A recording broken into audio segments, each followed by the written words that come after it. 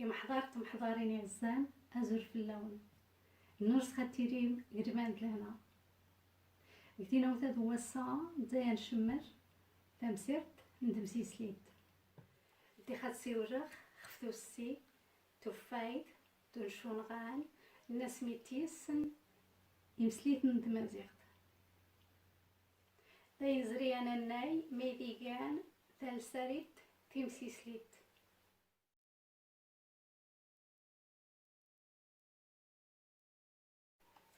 Chères étudiantes, chers étudiants, chers auditeurs, bonjour et bienvenue sur cette vidéo. On se retrouve aujourd'hui pour entamer la 6e partie du cours de la phonétique. Dans cette séance, nous allons passer en revue un certain nombre de phénomènes spécifiques à la langue amazigh. Nous passerons ensuite à la transcription dite phonétique. Nous allons voir en quoi consiste ce type de transcription.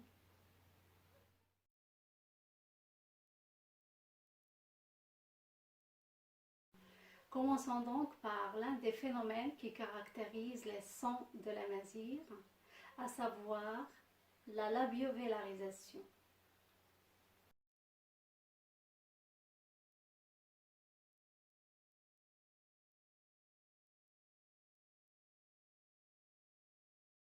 La labiovelarisation, c'est la combinaison d'une articulation arrière avec un arrondissement labial. Donc nous avons une articulation arrière qui va se combiner avec un arrondissement des lèvres. Labiovelaire. Nous avons là deux articulations simultanées, une articulation labiale et une articulation vélaire qui vont se combiner pour donner un son unique. Nous avons 6 labiovélaires en amazigh, toutes régions confondues, donc 6 labiovélaires simples et leurs correspondantes géminées. Seuls 2 labiovélaires et leurs correspondantes géminées ont été prises en considération dans le système graphique de l'amazigh standard au Maroc.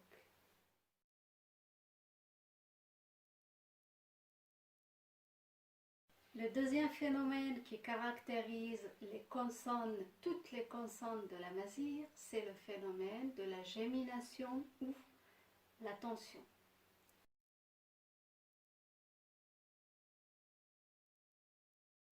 La gémination est une caractéristique phonétique des consonnes qui se traduit par une articulation plus énergique et le plus souvent une durée plus longue. La gémination concerne toutes les consonnes sans exception. La gémination est rendue au niveau de l'écrit par le dédoublement du graphème. En ce qui concerne les labiovélaires géminés, seul le deuxième graphème porte l'indice de la labiovelarisation.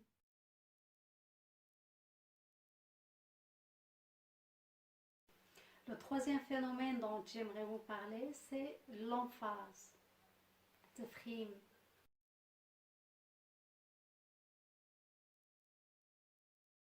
D'un point de vue articulatoire, l'emphase, c'est la rétraction de la masse de la langue vers l'arrière de la cavité bucco-pharyngale. L'emphase est un trait articulatoire qui caractérise certaines consonnes. On distingue les emphatiques, les vrais emphatiques et les emphatisés. Les emphatisés sont des consonnes qui deviennent emphatisées en raison de leur présence dans l'environnement immédiat des consonnes emphatiques, des vrais emphatiques. On parle alors de la propagation d'emphase.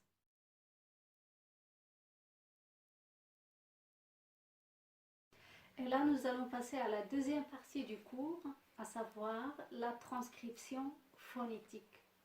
Nous allons voir en quoi consiste la transcription phonétique et qu'est-ce qui la différencie des autres types de transcription.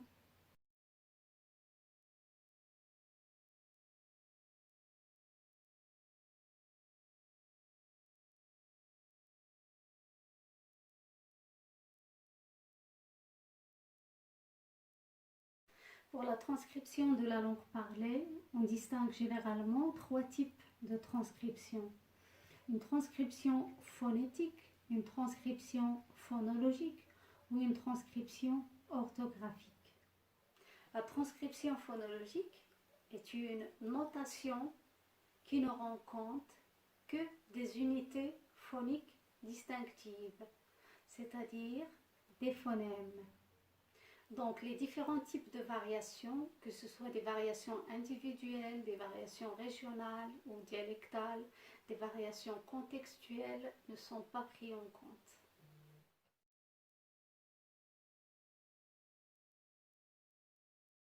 Quant à la transcription orthographique, basée sur un système graphique standard, comme celui proposé par l'IRCAM au Maroc, ou sur une notation usuelle proposée et adoptée dans le cadre d'ateliers spécifiques, c'est une notation à tendance phonologique, mais avec quelques aménagements. Des aménagements dont la fonction est d'alléger le système graphique de toutes les réalisations phonétiques superficielles. Le système graphique proposé par l'IRCAM pour la transcription ou la notation de l'amazigh standard est un système graphique qui ne prend en compte que les phonèmes partagés par les 3 variantes dialectales du Maroc et aussi qui ont un rendement fonctionnel élevé.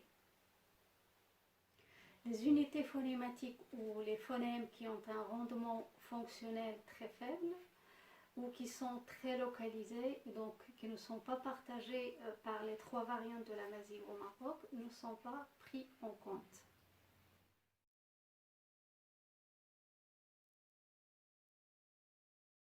Quant à la transcription phonétique, c'est une notation qui rend compte de la réalisation effective de la production orale.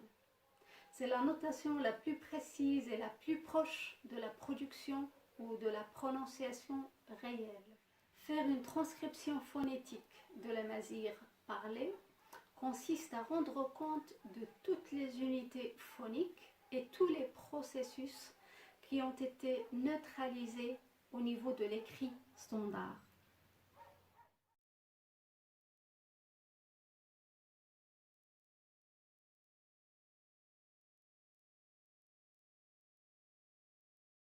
Si la transcription phonologique et la transcription orthographique ne tiennent pas compte de la variation, la transcription phonétique, quant à elle, il va reproduire dans les moindres détails tous les types de variations.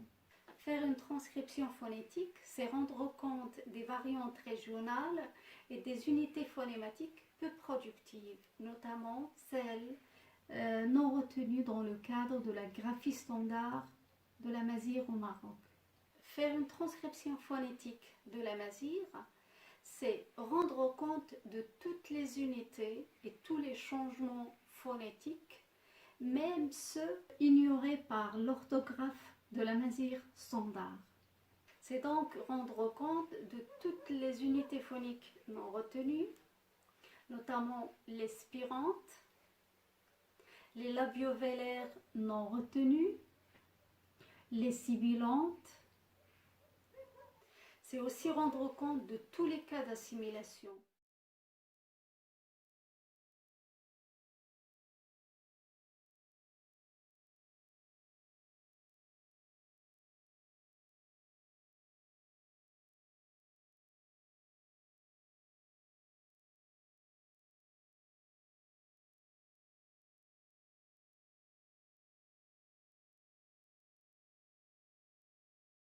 La transcription de la parole n'est pas une tâche facile. En plus du niveau segmental dont on vient de parler, il y a un autre niveau, c'est le niveau suprasegmental ou le niveau prosodique, qui concerne les phénomènes d'accent, d'intonation, etc. et qui demande dans certains cas le recours à un appareillage spécifique. Donc, pour faire une transcription phonétique de la langue parlée d'une manière complète, on doit en réalité rendre compte également du côté prosodique de la parole. Mais dans cette première partie du cours, dans ce cours de cette année, nous allons nous contenter de rendre compte du niveau segmental.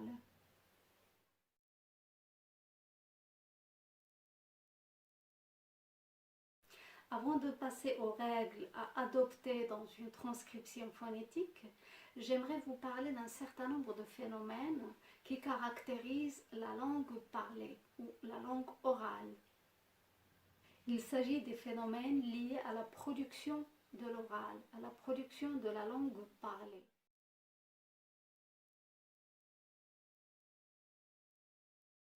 La langue parlée se caractérise par un certain nombre de phénomènes comme les amorces, les répétitions, les autocorrections, les inachèvements, etc. Ce sont des marques du travail de formulation, des traces de l'élaboration ou de la production de l'oral. شمغورسان نشان سوادوان منخن كينين د تما دوريازنس دبا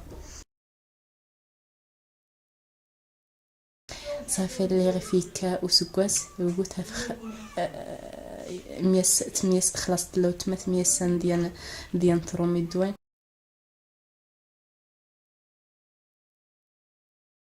Dans la transcription phonétique de la mazir, ces phénomènes liés à l'oralité ne seront pas pris en compte, sauf bien sûr pour ceux qui souhaitent les étudier.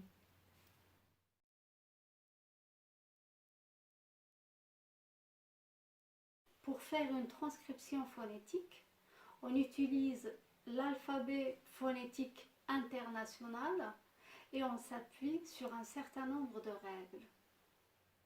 Le principe général de la transcription phonétique est le suivant. À chaque son correspond un seul symbole et à chaque symbole correspond un seul son. Dans une transcription phonétique, il est conseillé de ne pas transcrire mot à mot, mais par groupe de mots enchaînés. Cela permet de rendre compte des assimilations ou des liaisons. La transcription phonétique débute et se termine par des crochets. Dans une transcription phonétique, il n'y a pas d'espace entre les mots. La typologie d'un texte ne doit pas être respectée et les sauts de ligne sont proscrits.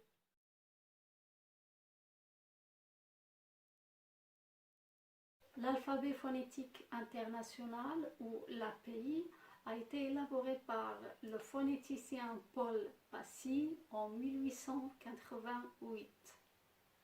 Il comprend un ensemble de symboles graphiques permettant de décrire les sons des langues naturelles connues actuellement.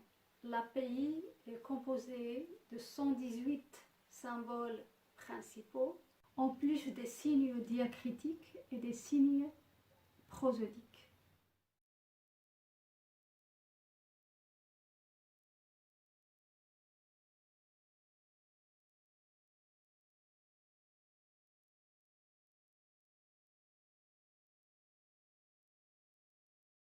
Pour mes étudiants du semestre 2, nous allons commencer les exercices d'application dans le groupe privé cours en ligne dès la semaine prochaine. Eh bien voilà, j'espère que tout a été clair pour vous. Donc je vous dis, prenez soin de vous et à bientôt sur d'autres vidéos.